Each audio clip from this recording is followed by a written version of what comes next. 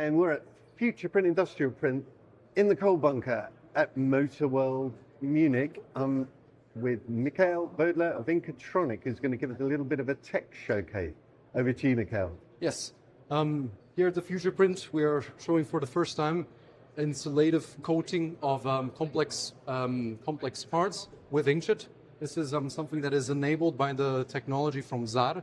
As you can see, we're having the ZAR EX, we're having our own ink supply systems, and here we're working with Welton, a Chinese chemistry manufacturer, and together with them, we're really developing these processes and starting this market here in Europe and developing applications with a wide range of German OEMs from the automotive industry.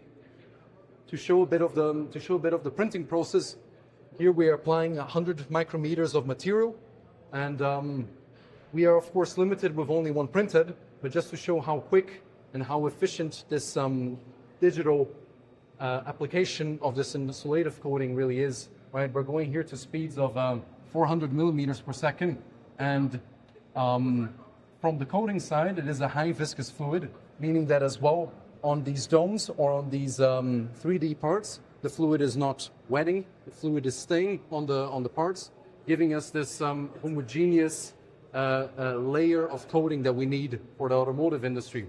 And the past year, we have really been developing these applications, really making sure that from the strength of the material, from the adhesion, from the insulative properties, we really are passing all the tests, the rigorous tests from the automotive industry. And right now, all these applications are in a scaling up phase where we as Inkatronic will be building customized printers for the industry.